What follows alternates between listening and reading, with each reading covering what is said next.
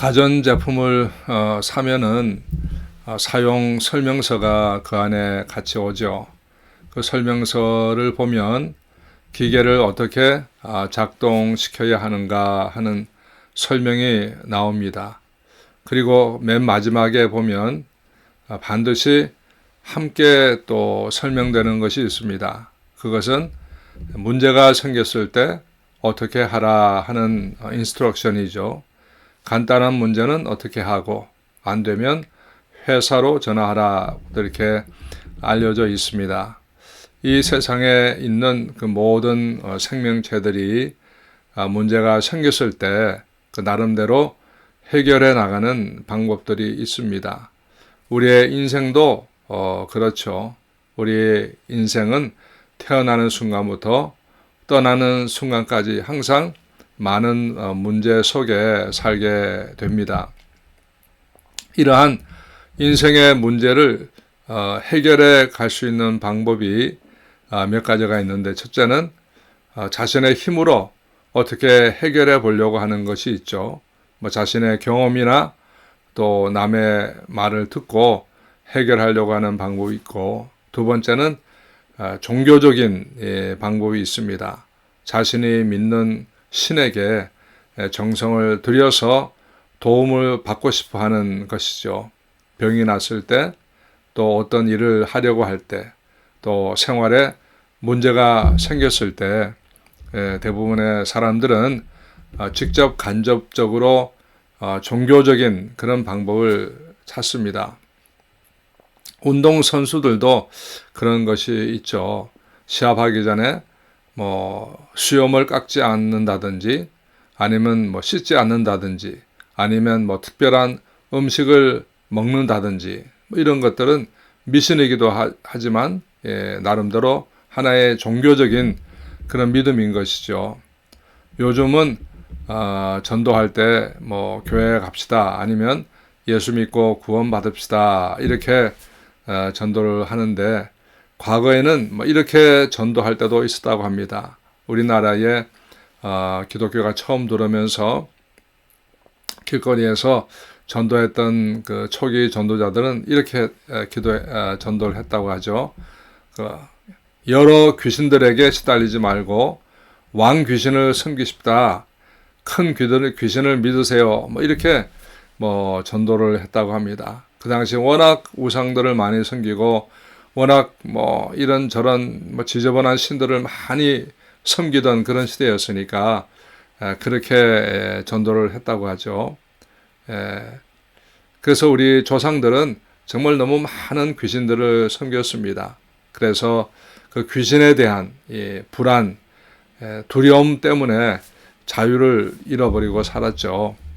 결혼하는 것도 귀신에게 물어봐야 되고, 이사하는 것도 귀신에게 물어봐야 되고, 된장, 고추장 담그는 날도 또 점쟁이한테 물어보는 거죠. 벽에 못 하나 박는 것도 물어봐야 되고, 일일이 다 귀신에게 물어서 했습니다. 조그만 잘못되면 귀신이 노했다라고 생각하죠. 산신령이 노했다, 아니면 바다의 용왕이 노했다, 이렇게 생각들을 했습니다. 그래서 귀신의 화를 풀어줘야 된다, 그렇게 생각을 했던 것이죠. 그 사람들은 이 귀신, 저 귀신을 섬기다가 그 많은 귀신들의 지배를 받으면서 평안을 잃어버리고 두려움에 붙잡혀 살았습니다. 이렇게 하면 부정타고, 저렇게 해도 부정타고, 아침에 일 가다가 무엇을 만나면 부정타고, 이같이 귀신에 붙잡혀 살아왔죠. 우리나라에는 아직도 이런 귀신을 섬기면서 불안하게 살아가는 사람들이 많습니다. 매년 정초에 부적을 사서 붙이고, 이 점쟁이 또 저 점쟁이, 이 무당 저 무당에게 갖다 바치는 돈이 정말 어마어마하다고 하죠. 한국에는 이 점쟁이의 숫자가 목사님들의 숫자보다 훨씬 많습니다. 아직도 이같이 귀신에 붙잡혀 사는 것이죠. 하나님을 믿는 우리는 이런 귀신에 붙잡혀 사는 것이 아니라 오히려 귀신을 쫓아내는 일을 해야 하는 사람들입니다. 예수님께서 사역을 하실 때 병을 고치는 것과 이 귀신을 쫓아내는 이 사역이 제일 많으셨죠. 우리는 이 천지를 창조하시고 세상을 지배하시고 운행하시는 하나님을 믿는 사람들입니다. 우리의 모든 문제는 하나님이 해결해 주시는 것이죠. 우리의 길을 열어주시는 분은 하나님이십니다. 갈라디아서 1장에 보면 이런 말씀하죠. 사람들에게서 난 것도 아니고 사람으로 말미암은 것도 아니라 오직 예수 그리스도와 죽은 자 가운데서 그리스도를 살리신 하나님 아버지로 말미암아 사도된 바울, 이렇게 자신을 소개하고 있습니다. 하나님이 나를 부르셨다는 거죠. 나의 나된 것은 하나님이 은혜라는 것입니다. 하나님께서 우리의 문제를 다 아시고 그 아들을 보내주시고 우리의 인생의 문제를 해결하기 위해서 예수님께서 죽으시고 다시 살아나셔서 우리에게 영생의 길을 열어주시고 천국을 예비하신 것입니다.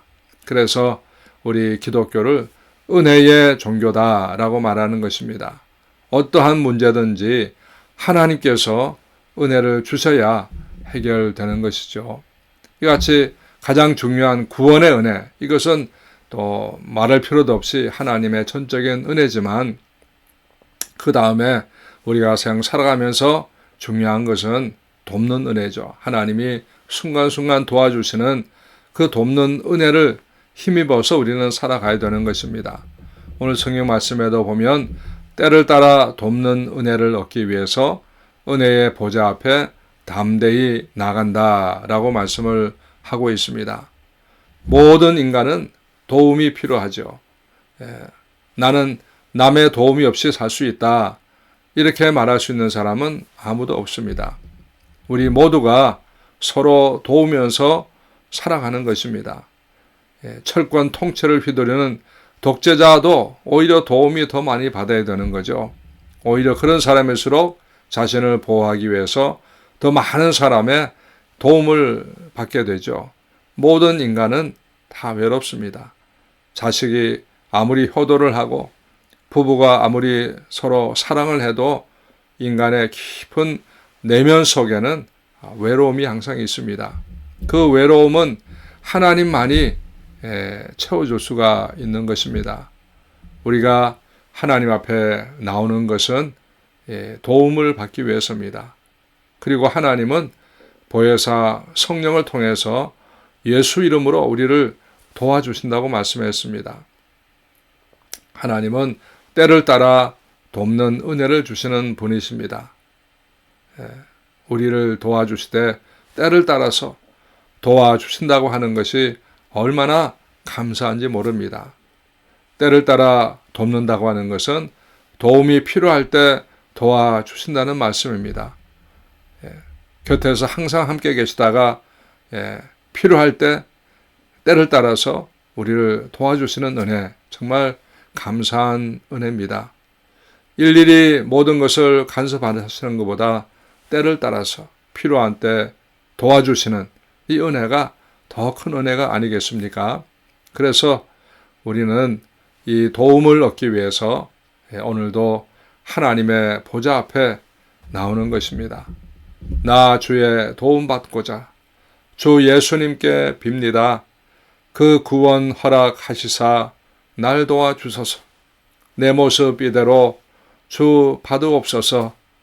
날 위해 돌아가신 주 날 받으옵소서 하면서 찬양하며 하나님 앞에 나오는 것이죠. 예수님은 은혜의 우물입니다.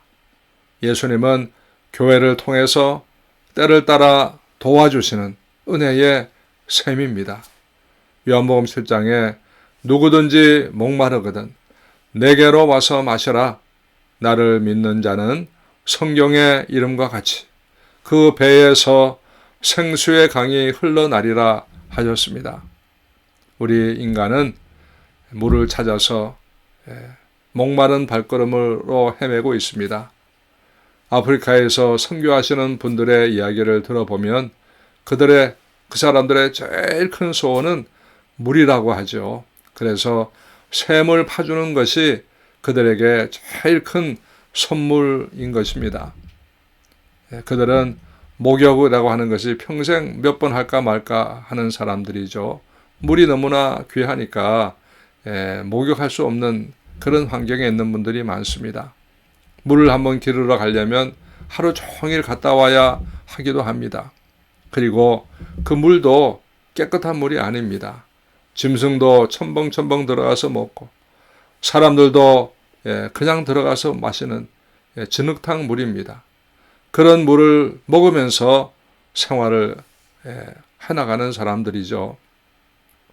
사랑하는 우리 성도 여러분, 이것은 아프리카에서만 볼 수 있는 모습이 아닙니다. 하나님은 온 인류의 모습을 이렇게 보신 것입니다. 물을 찾아서 문제를 해결하기에는 그것이 너무나 미흡한 우리 인생이죠. 그래서 이렇게 불쌍한 인간을 위해서 하나님의 아들 예수 그리스도께서 이 땅에 오셔서 십자가에 못 박혀 돌아가시면서 영생의 우물을 파주셨습니다. 구원의 우물을 파주시고 우리의 삶에 필요한 우물을 파주셨습니다. 사망의 음침한 골짜기에서 온갖 환난과 죄악 가운데서 허덕이는 우리 인류를 위해서 주님은 십자가에서 생명의 샘물을 만들어 주셨습니다. 우리는 목마를 때마다 세상이 주는 물을 먹지만 인간의 근본적인 목마름은 해결되지 않습니다. 그러나 주님께서 주시는 물은 세상이 주는 물과는 다른 것입니다. 이것은 어떤 물입니까? 주님이 주시는 샘은 어떤 샘입니까?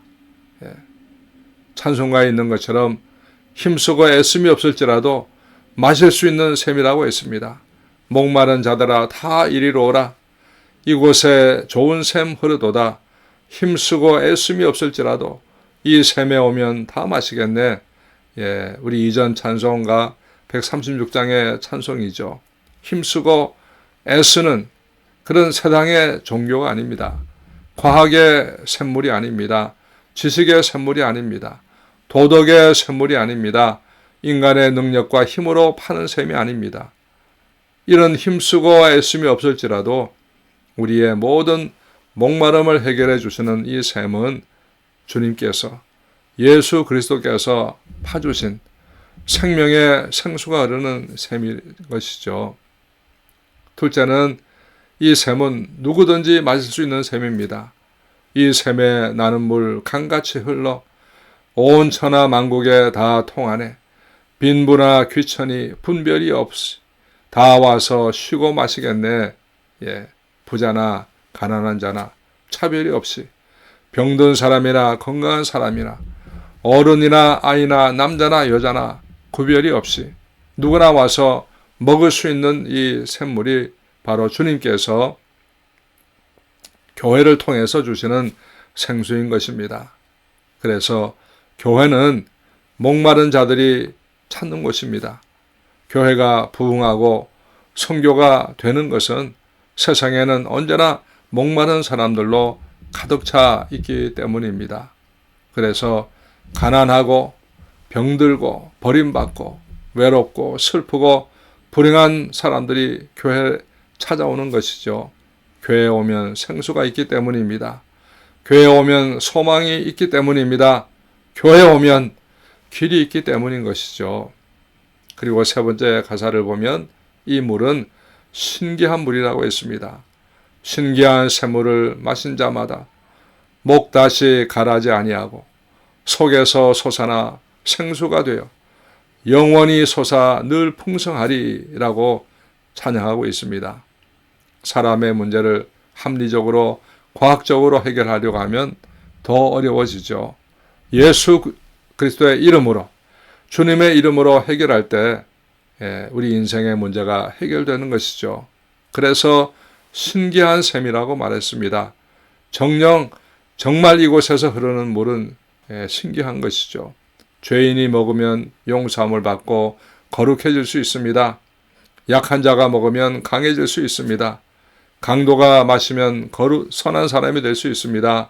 가정을 떠난 사람이 마시면 가정으로 돌아올 수가 있습니다. 그래서 신기한 샘물인 것이죠. 우리는 이 돕는 은혜를 받기 위해서 은혜의 보좌 앞에 나가야 되는 것입니다. 내 입을 열라, 넓게 열라, 내가 채우리라 말씀했습니다. 은혜를 많이 받으려면 은혜를 사모해야 하고 마음을 넓게 열어서 준비하는 것은 우리가 해야 되는 일입니다. 물을 많이 마셔야 몸에 있는 모든 노폐물을 밖으로 내보낼 수 있는 것처럼 우리도 교회에 와서 하나님 앞에 나와서 신령한 은혜를 많이 받아야 됩니다. 하나님의 은혜를 받아야 우리 안에 모든 육적인 것들이, 세상의 죄악적인 것들이 씻겨서 밖으로 내보낼 수가 있습니다. 사랑의 물을 많이 마셔야 하고 마음의 찌꺼기를 밖으로 내보내야 합니다. 미련하고 어리석은 생각들을 다 벗어버려야 되는 것이죠. 감사의 은혜를 마음껏 마시고 불평등과 불만을 내보내야 됩니다. 온갖 질병을 가지고 주님 앞에 나왔지만 이것들을 다 내보내고 건강한 몸으로 회복받아야 됩니다. 신령한 은혜를 받아서 저주와 가난과 멸시와 천대와 환난과 시험의 찌꺼기들을 다 씻어버리고 내보내야 됩니다. 하나님 은혜 앞에 나오면 하나님께서 그렇게 해주시는 것이죠. 그런데 교회에 와서도 은혜의 샘을 마시지 못하는 사람들이 종종 있습니다. 왜 그렇습니까? 세상의 것을 너무 많이 마셔가지고 배가 불러가지고 하나님의 은혜를 사모하지 않기 때문에 그렇습니다. 헛된 것을 너무 많이 먹었기 때문에 배가 부른 거죠. 그래서 하나님을 찾지를 못합니다. 하나님의 은혜의 샘물을 마시기 위해서는 심령이 가난해야 된다고 그랬죠. 준비된 마음으로 은혜를 사모하는 마음으로 와야, 그래야 신령한 샘물을 마실 수가 있습니다. 어떤 분이 교회 잘 나가지 않다가 요즘은 열심히 교회 나간다는 얘기를 들었습니다. 주중에도 나가고 새벽 예배도 나가고 그런다는 말을 들었습니다. 교회 나가러 가면 끔쩍 들은 척도 안 하던 분이 그렇게 변했습니다. 왜 그렇게 변했습니까? 누군가가 그분을 위해서 기도해온 사람이 있었기 때문이죠. 하나님께서 그분의 마음을 열어주시니까 그렇게 은혜 앞으로 나오게 되는 것입니다. 기도의 준비가 된 사람들이 이 은혜의 샘물을 마실 수가 있습니다. 마음의 준비가 된 사람들이 은혜를 받을 수가 있습니다. 과거에 한국에서 이런 일이 있었다고 하죠. 과거에 목사님들이 설악산 여름에 설악산 수련회에 갔었는데 경포대 해수욕장에 이제 낮에 다녀온 적이 있다고 합니다. 근데 그 당시만 해도 목사님들이 옷을 벗고 수영복을 입는다는 것, 이거 경건하지 못한 것으로 여겼던 그런 시대였습니다. 그래서 목사님들은 옷 벗기가 쑥스러워 가지고 누가 말하지도 않았는데 모두가 다 파자마 입고 바닷물 속에 들어갔다고 합니다. 수십 명의 사람들이 이 파자마를 입고 물속에 들어가니까 정말 우스운 그 구경거리가 아니겠습니까? 뭐 정신병원에서 단체로 나온 것도 아닌데 사람들이 정말 신기하고 우스운 그런 광경을 보면서 정말 사람들이 배를 잡고 웃었다고 합니다. 근데 물속에 들어가는까지는 그러다 치더라도 나올 때 말이죠. 이 파자마가 물에 젖어서 몸에 달라붙으니까 더 웃지 못할 그런 구경거리가 되었다는 그런 에피소드를 들은 적이 있습니다. 해수욕장에 가면 수영복을 입어야 되고 운동을 하려면 운동복을 입어야 되죠. 그 상황에 맞는 옷을 입어야 되는 것인 것처럼 우리가 하나님 앞에 나올 때는 하나님 앞에 나오는 마음가짐을 바르게 해야 세상의 마음을 버리고 바른 마음의 옷을 입어야, 그래야 은혜를 받을 수가 있는 것이죠. 우리가 하나님 앞에 나올 때는 은혜를 사모하는 마음으로 때를 따라 돕는 그 은혜를 받으려고 하는 그 준비된 마음으로 나와야 그래야 은혜를 받을 수가 있는 것입니다. 제가 한 번은 우리 아이들과 함께 그 다저스 야구장에 간 적이 있습니다.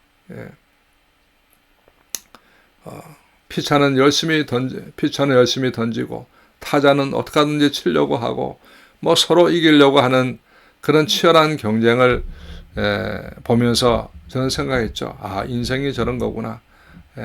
한 사람은 살으려고 하고 한 사람은 죽이려고 하고 서로 이렇게 뜻대로 되지 않는 거죠. 뭐 잘 되는 날도 있고 안 되는 날도 있고. 그래서 저는 그 야구 경기를 보면서 아, 참 인생이 참 저런 거지. 목회가 저런 거지. 이러고 생각하면서 가만히 앉아 있는데 제 뒤에 앉았던 미국 분이 제 어깨를 툭툭 치면서 Enjoy the game 이러는 거예요. 야구장에 왔으면 야구를 즐기라는 거예요. 제가 멍청하니 가만히 앉아 있으니까 보기가 딱했던 모양이었습니다.